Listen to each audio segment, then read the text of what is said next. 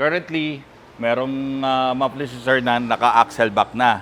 Kaya lang, marami akong napuna na kailangan naming i-address para mawala yung pinaka-issue na pwede mangyari o mag-arise pagdating ng pag nagtagal yung muffler na nakabit at saka yung exhaust niya.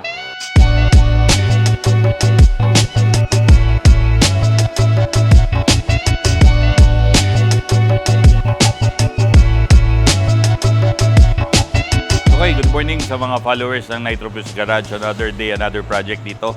Meron tayong dumating na Vios Gen 3 galing sa Nasugbu, Batangas.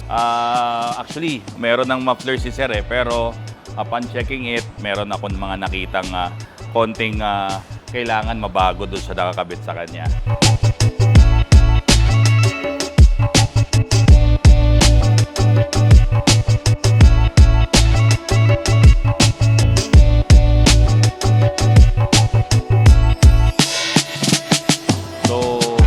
Decision ni Sir, gagawa na kami ng cutback exhaust.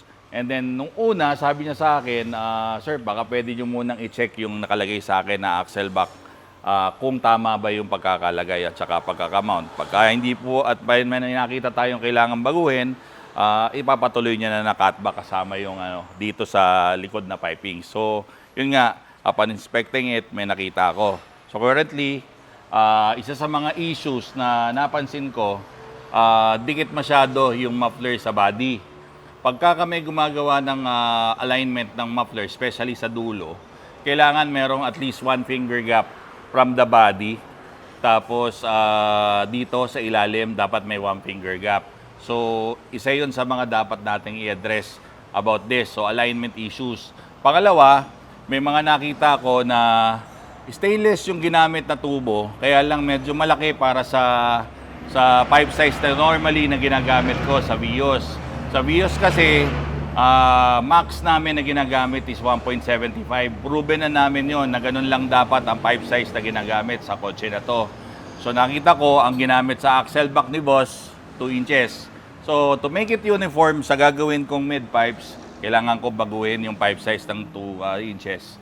Also, isa rin sa mga nakita kong dapat namin i-address, stainless na yung yung axle back ni Sir, pero yung mga brackets hindi. So gumamit pa rin ng bakal yung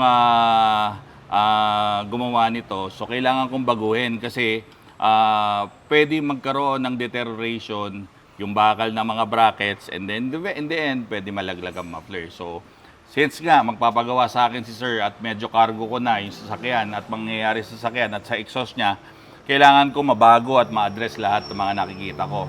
Isa pa, additional thing, kulang ng hanger dito. Normally, ang Vios may 3 hanger na merong rubber hangers. So, dapat meron pa rin siya. So, kukumpletuhin natin lahat yan para pag-uwi ni Sir sa kanila, worry-free siya sa gagawin namin exhaust sa kanya.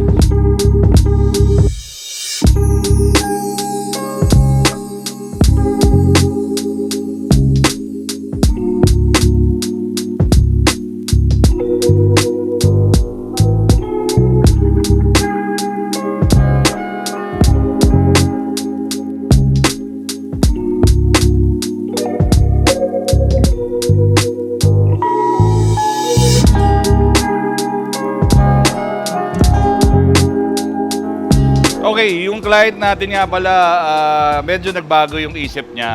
Dapat gagamitin niya ulit tong muffler na dala niya eh. So yung client, naisipan niya na palitan na ng mas maayos na muffler. So nakakita siya ng mga muffler dito sa atin, and then he opted to use Uriga, itong Kakimoto Regu na Japan 92 dB. So subukan natin to at mamaya makikita nyo ang resulta ng gagawin natin exhaust.